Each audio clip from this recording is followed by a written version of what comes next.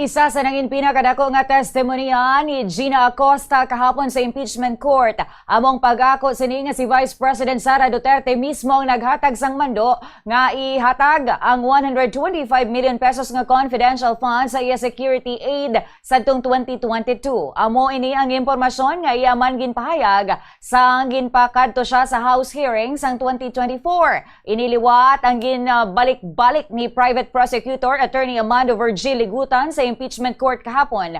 Pinaagi sa pagbasa kag pagpabati sa mga bahin sa transcript agod nga makumpirma liwat ni Acosta ang iya nauna nga mga sabat. Sabat naman ni Acosta, gin-encash niya ang cheque sa December 20, 2022. Sa among nga adlaw, iya personal nga gintugyan kay Colonel Dante Lacheca ang Lachica ang bugos nga 125 million pesos nga cash. Sanggin pamangkot kun nga nagkumpiyansa siya nga itugyan ang bugos nga kantidad kay Lachica nga hindi isa ka special disbursing officer o kun SDO kag wala man sa iya trabaho ang pag-release ang confidential funds. Nagsabat si Acosta nga may approval ini ni Duterte. Ikaw yung special disbursing officer.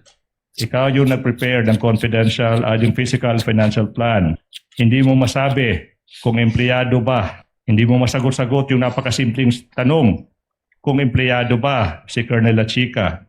The question is, why did you have to call Colonel Lachica to inform him, Colonel Lachica, ready na ang 125 million pesos? Bakit? Kasi po, may instruction po sa taas, Your Honor, ang aking head of agency na kung ma-encash ko po ang cheque, i-release ko po kay Sir Lachica, kinsa iyang gi-designate nga special officer po, a security officer po sa Office of the Vice President na siya i-order, Your Honor. Okay, ma'am. Sabi mo, tinawagan mo si Colonel Lachica kasi yun yung utos ng head of agency. Siguro sa ating mga kababayan na hindi alam, sino ba ang head of agency na nag-utos sa iyo as the special disbursing officer na ibigay